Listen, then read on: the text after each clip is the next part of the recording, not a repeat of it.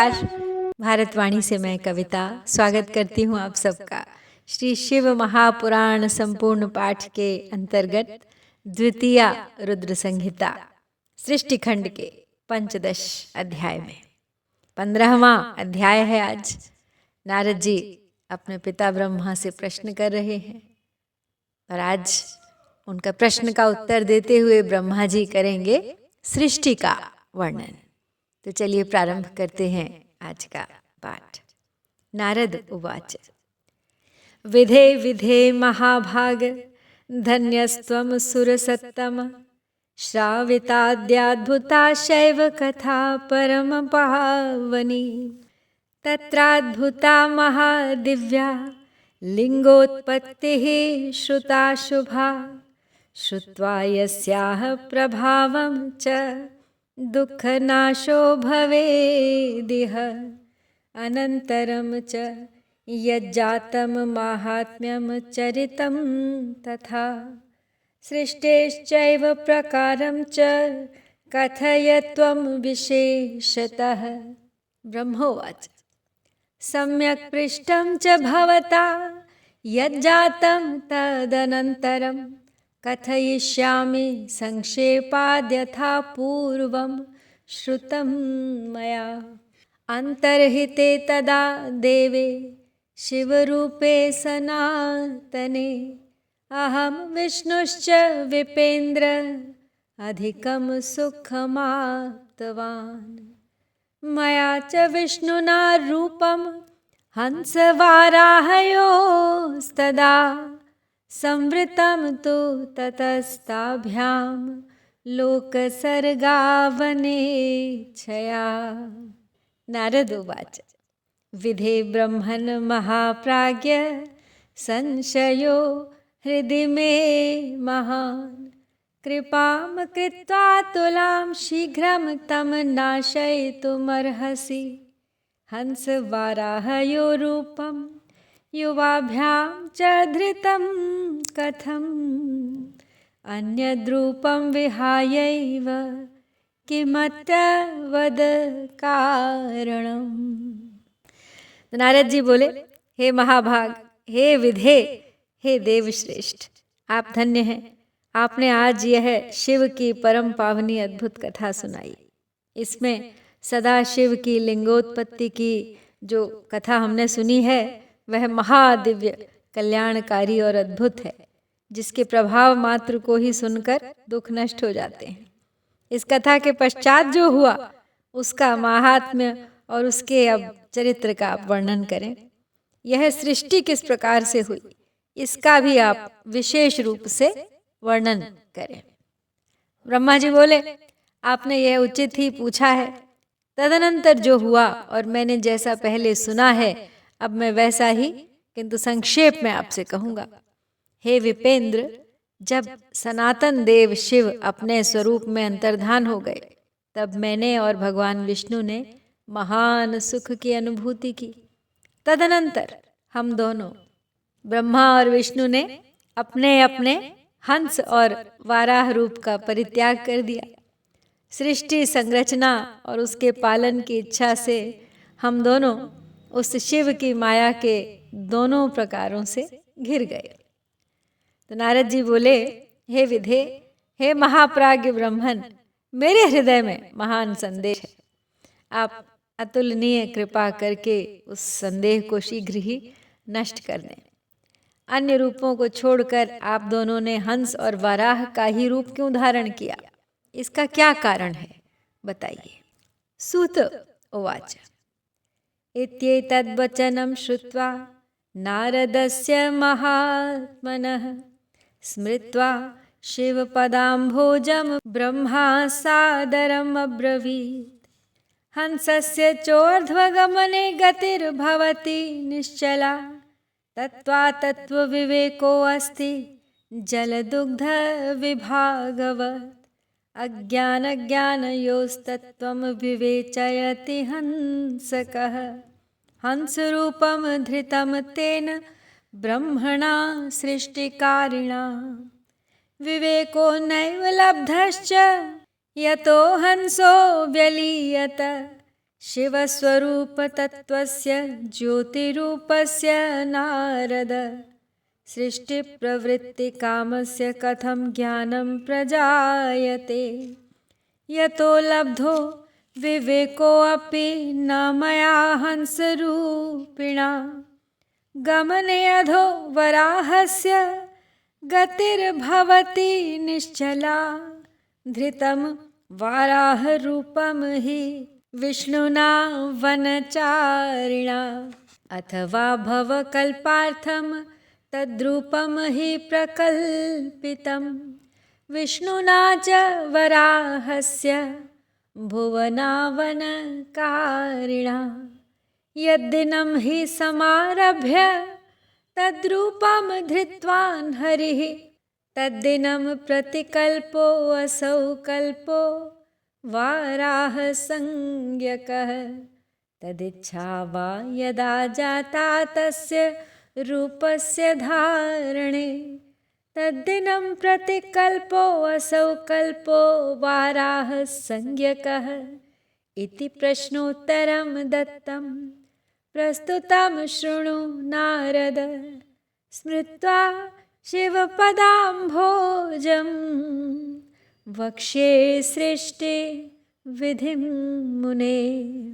तो सूत जी बोले, महात्मा नारद जी का ये वचन सुनकर ब्रह्मा ने शिव के चरणार विंदों का स्मरण करके आदर पूर्वक ये कहना आरंभ किया। तो ब्रह्मा जी बोले, हंस की निश्चल गति ऊपर की ओर गमन करने में ही होती है। जल और दूध को पृथक पृथक करने के समान तत्व और अतत्व को भी जानने में वह समर्थ होता है।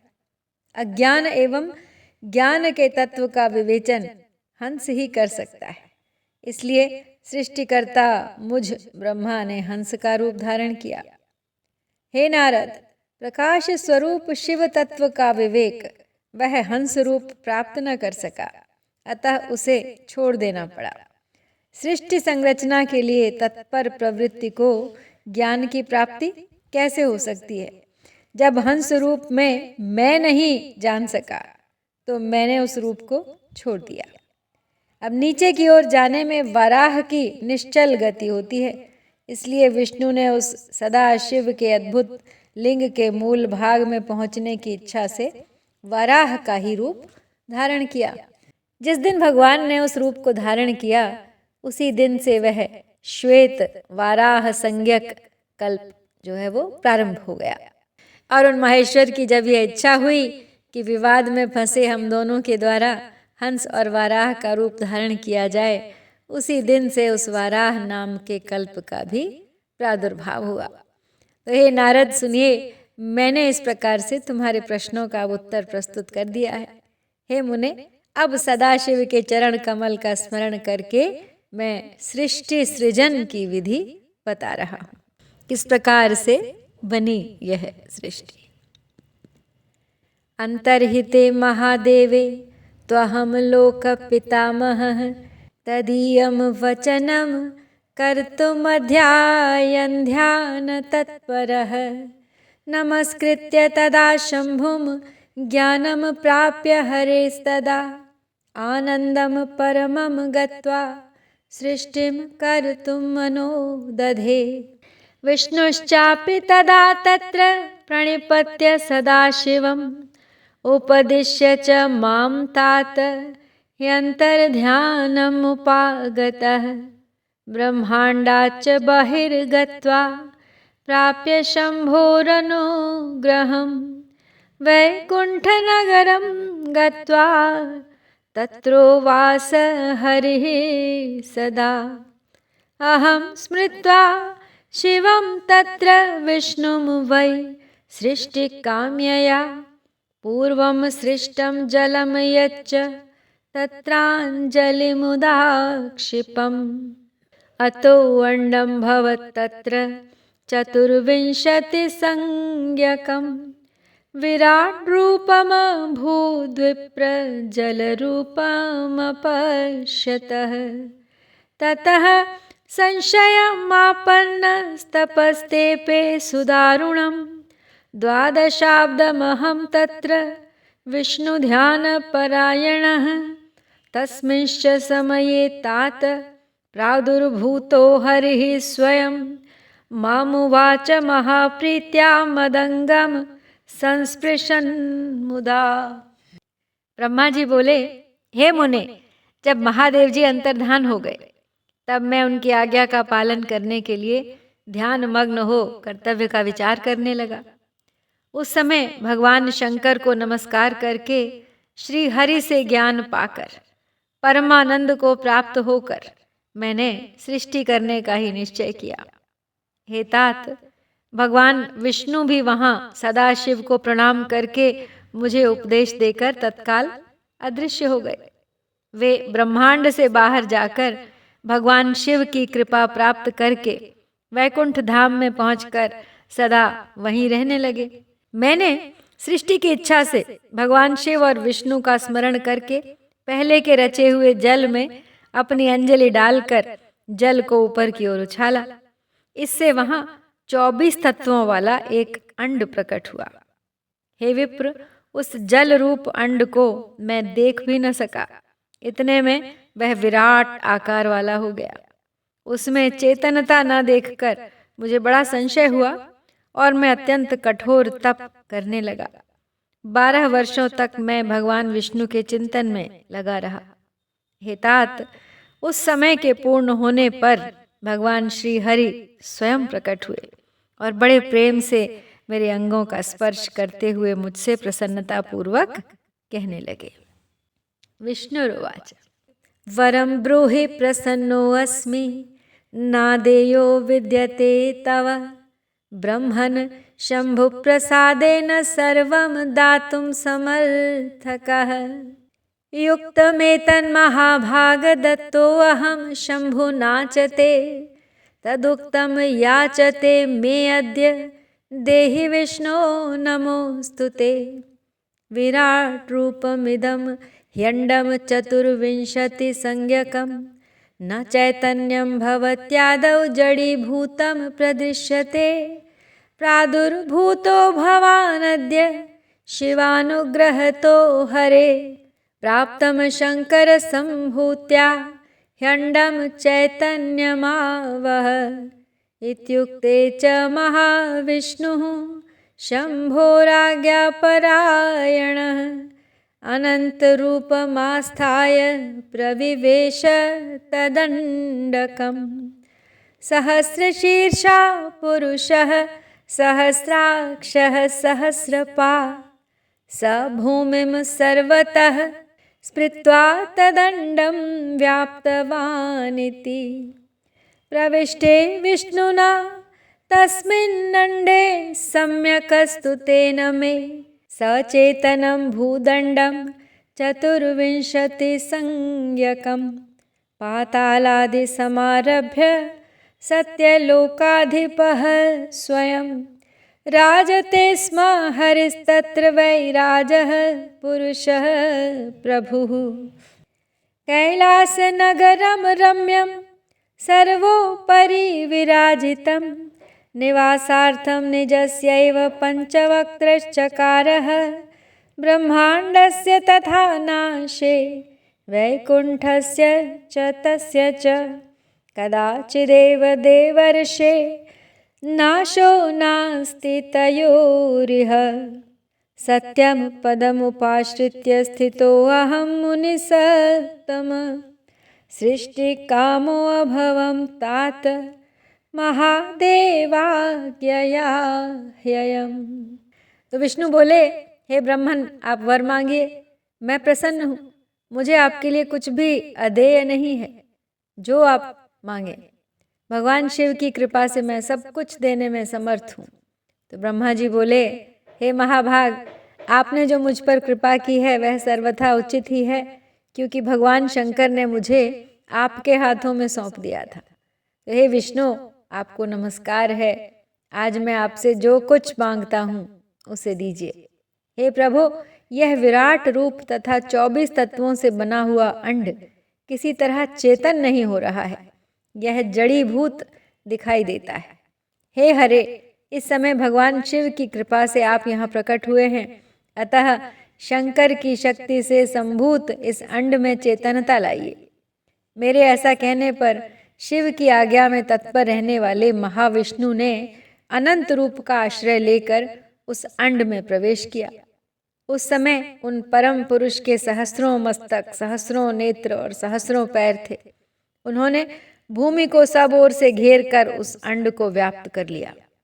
मेरे द्वारा भली भांति स्तुति किए जाने पर जब श्री विष्णु ने उस अंड में प्रवेश किया, तब वह 24 तत्वों वाला अंड सचेतन हो गया।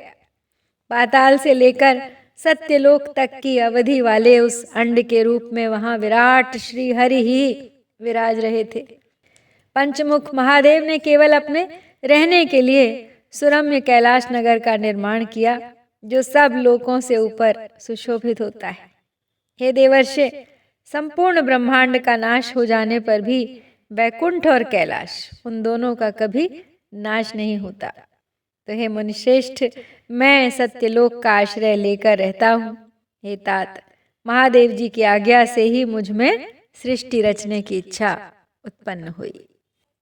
सिसृक्षो रथ में प्रादुर्भवत् पाप सर्गकः अविद्या पंचकस्तात बुद्धिपूर्वस्तमोपमः ततः प्रसन्न चित्तो अहम सृजम स्थावराभिधम मुख्य सर्गम च निःसंगम अध्यायम शंभु शासनात् तम दृष्ट्वा मे सिसृक्षोश्च ज्ञात्वा साधकमात्मनः सर्गो अवर्तत दुःखाढ्यस्तिर्यक्स्रोतान् साधकः तम चासाधकम् आज्ञाय पुनश्चिन्तयतश्च मे अभवत् सात्विकः सर्ग ऊर्ध्वस्रोता इति द्रुतम् देवसर्गः प्रतिख्यातः सत्यो अतीव सुखावहः तमप्यसाधकं मत्वा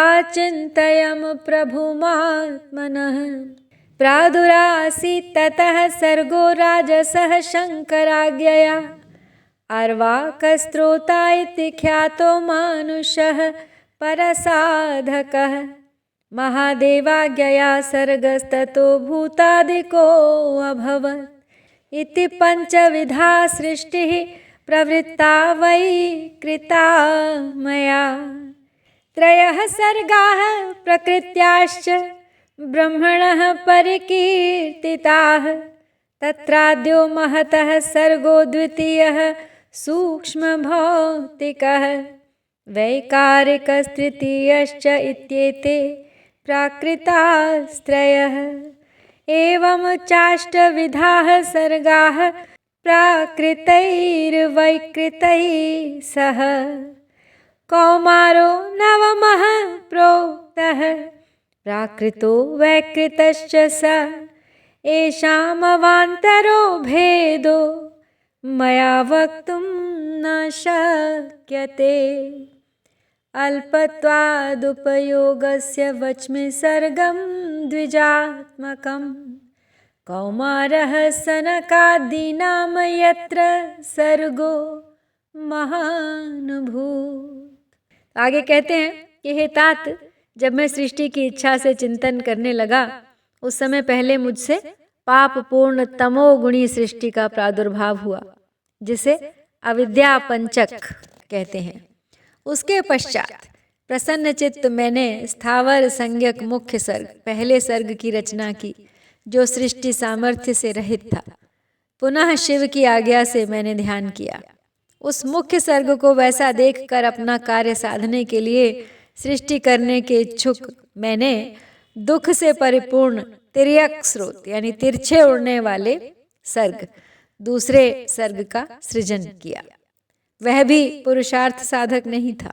उसे भी पुरुषार्थ साधन की शक्ति से रहित जानकर जब मैं पुनः सृष्टि का चिंतन करने लगा, तब मुझसे शीघ्र ही तीसरे सात्विक सर्ग का प्रादुर्भाव हुआ, जिसे ऊर्ध्व श्रोता कहते हैं। यह देव सर्ग के नाम से विख्यात हुआ। यह देव सर्ग सत्यवादी तथा अत्यंत सुखदायक है। उसे भी पुरुषार्थ साधन से रहित मानकर मैंने अन्य सर्ग के लिए अपने स्वामी श्री शिव का फिर से चिंतन आरंभ किया। तब भगवान शंकर की आज्ञा से एक रजोगुणी सृष्टि का प्रादुर्भाव हुआ, जिसे अर्वाक श्रोता यानी चौथा सर्ग कहा गया, जो मनुष्य सर्ग कहलाता है। वह सर्ग पुरुषार्थ साधन का अधिकारी हुआ। तदनंतर महादेव जी की आज्ञा से भूत आदि की सृष्टि हुई, यानी कि भूत सर्ग, 5वें सर्ग की। तो इस प्रकार मैंने 5 प्रकार की सृष्टि की। इनके अतिरिक्त 3 प्रकार के सर्ग मुझ ब्रह्मा और प्रकृति के सानिध्य से उत्पन्न हुए। इनमें पहला महत्तत्व का सर्ग है, दूसरा सूक्ष्म भूतों अर्थात तन्मात्राओं का सर्ग, और तीसरा वैकारिक सर्ग कहलाता है, जिसमें विकार होते हैं। इस तरह ये 3 प्राकृत सर्ग हैं। प्राकृत और वैकृत दोनों प्रकार के सर्गों को मिलाने से 8 सर्ग होते हैं। इनके अतिरिक्त 9वां कौमार सर्ग है, जो प्राकृत और वैकृत भी है। इन सब के अवान्तर भेद हैं, जिनका वर्णन मैं नहीं कर सकता, उसका उपयोग बहुत थोड़ा है। तो अब मैं द्विजात्मक सर्ग का वर्णन कह रहा हूँ। इसी का दूसरा नाम कौमार सर्ग है, जिसमें सनक सनंदन आदि कुमारों की महान सृष्टि हुई। सनकाद्याः सुता मेहि मानसा ब्रह्म संहिता, मया वैराग्य संपन्ना अभवन् पंच सुव्रताः, मया ज्ञप्तापि च ते संसार विमुखा बुधाः, शिव ध्यानैक मनसो न सृष्टौ चक्रिरे मतिं, प्रत्युत्तरं च तैर्दत्तं श्रुत्वाहं मुनिसत्तम, आकर्षं क्रोधमत्युग्रं मोहमाप्तश्च नारद, क्रुद्धस्य मोहितस्याथ विह्वलस्य मुने मम, क्रोधेन खलु नेत्राभ्यां प्रापतन्नश्रुबिन्दवः, तस्मिन्नवसरे तत्र स्मृतेन मनसा मया, प्रबोधितोऽहं त्वरितमागतेन हि विष्णुना, तपः कुरु शिवस्येति हरिणा शिक्षितोऽप्यहं, तपोकार्ये महद्घोरं परमं मुनिसत्तम, तपस्यतश्च सृष्ट्यर्थं भ्रुवोर्णघ्राणस्य मध्यतः, अविमुक्ताभिधा देशात् स्वकीयान्मे विशेषतः, त्रिमूर्तीनां महेशस्य प्रादुरासीत् घृणानिधिः, अर्धनारीश्वरो भूत्वा पूर्णाशः सकलेश्वरः, तमजं शङ्करं साक्षात् तेजोराशिम् उमापतिं, सर्वज्ञं सर्वकर्तारं नीललोहितसंज्ञकं, दृष्ट्वा नत्वा महाभक्त्या स्तुत्वाहं तु प्रहर्षितः, अवोचं देवदेवेशं सृजत्वं विविधाः प्रजा, श्रुत्वा मम वचः सोऽथ देवदेवो महेश्वरः, ससर्ज स्वात्मनस्तुल्यान् रुद्रो रुद्रगणान् बहून्, अवोचं पुनरेवेशं महारुद्रं महेश्वरं, जन्म मृत्यु भयाविष्टाः सृजदेव प्रजा इति, एवं श्रुत्वा महादेवो मद्वचः करुणानिधिः, प्रहस्योवाच मां सद्यः प्रहस्य मुनिसत्तम, जन्म मृत्यु भयाविष्टा नाहं स्रक्ष्ये प्रजाविधे, अशोभनाः कर्मवशा निमग्ना दुःखवारिधौ, अहं दुःखोदधौ मग्ना उद्धरिष्यामि च प्रजाः, सम्यक् ज्ञानप्रदानेन गुरुमूर्तिपरिग्रहः, त्वमेव सृज दुःखाढ्याः प्रजाः सर्वाः प्रजापते, मदाज्ञया न बद्धस्त्वं मायया सम्भविष्यसि, इत्युक्त्वा मां स भगवान् सुश्रीमान् नीललोहितः, स गणः पश्यतो मे हि द्रुतमन्तर्दधे हरः। आगे कहते हैं ब्रह्मा जी कि फिर सनक आदि मेरे 5 मानस पुत्र हुए जो मुझ ब्रह्मा के ही समान हैं। वे महान वैराग्य से संपन्न तथा उत्तम व्रत का पालन करने वाले हुए। सनक सनंदन सनातन सनत कुमार तथा सनत सुजात। उनका मन सदा भगवान शिव के चिंतन में ही लगा रहता था। वे संसार से विमुख एवं ज्ञानी हैं। उन्होंने मेरे आदेश देने पर भी सृष्टि के कार्य में मन नहीं लगाया। हे मुनिश्रेष्ठ, सनकादि कुमारों के दिए हुए नकारात्मक उत्तर को सुनकर मैंने बड़ा भयंकर क्रोध प्रकट किया, किंतु हे नारद, मुझे मोह हो गया।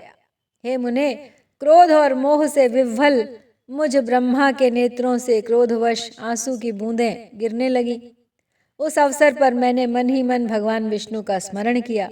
वे शीघ्र ही आ गए और समझाते हुए मुझसे कहने लगे, आप भगवान शिव की प्रसन्नता के लिए तपस्या कीजिए। हे मुनिश्रेष्ठ, श्रीहरि ने जब मुझे ऐसी शिक्षा दी तब मैं महाघोर एवं उत्कृष्ट तप करने लगा। सृष्टि के लिए तपस्या करते हुए मेरी दोनों भौहों और नासिका के मध्य भाग से, जो उनका अपना ही अविमुक्त नामक स्थान है, महेश्वर की 3 मूर्तियों में अन्यतम पूर्णांश सर्वेश्वर एवं दयासागर भगवान शिव अर्धनारीश्वर रूप में प्रकट हुए, जो जन्म से रहित तेज की राशि, सर्वज्ञ तथा सर्वकर्ता हैं। उन नील लोहित नामधारी भगवान उमा वल्लभ को सामने देखकर बड़ी भक्ति से मस्तक झुकाकर उनकी स्तुति करके मैं बड़ा प्रसन्न हुआ और उन देव देवेश्वर से बोला, हे प्रभो, आप विविध जीवों की सृष्टि करें। तो मेरी यह बात सुनकर उन देवाधिदेव महेश्वर रुद्र ने अपने ही समान बहुत से रुद्रगणों की सृष्टि की। तब मैंने स्वामी महेश्वर महारुद्र से फिर कहा, हे देव, आप ऐसे जीवों की सृष्टि करें जो जन्म और मृत्यु के भय से युक्त हों। हे मुनिश्रेष्ठ, मेरी ऐसी बात सुनकर करुणा सागर महादेव जी हंसकर मुझसे कहने लगे। महादेव जी बोले, विधे, मैं जन्म और मृत्यु के भय से युक्त अशोभन जीवों की सृष्टि नहीं करूंगा, क्योंकि वे कर्मों के अधीन होकर दुख के समुद्र में डूबे रहेंगे। मैं तो गुरु का स्वरूप धारण करके उत्तम ज्ञान प्रदान कर दुख के सागर में डूबे हुए उन जीवों का उद्धार मात्र करूंगा, उन्हें पार कर दूंगा। हे प्रजापते, दुख में डूबे हुए समस्त जीवों की सृष्टि तो आप करें। मेरी आज्ञा से इस कार्य में प्रवृत्त होने के कारण आपको माया बांध नहीं सकेगी। तो ब्रह्मा जी बोले, मुझसे ऐसा कहकर श्रीमान भगवान नील लोहित महादेव मेरे देखते ही देखते अपने पार्षदों के साथ तत्काल अंतर्ध्यान हो गए। इस प्रकार यहाँ पर श्री शिव महापुराण के अंतर्गत द्वितीय रुद्र संहिता के प्रथम खंड में सृष्टि के उपक्रम में रुद्रावताराविर्भाव वर्णन नामक 15वां अध्याय पूर्ण होता है। इति श्री शिव महापुराणे द्वितीयायां रुद्र संहितायां प्रथम खंडे सृष्टि उपक्रमे रुद्रावताराविर्भाव वर्णनम नाम 15 अध्याय। ओम श्री सांब शिवाय नमः। जय भारत।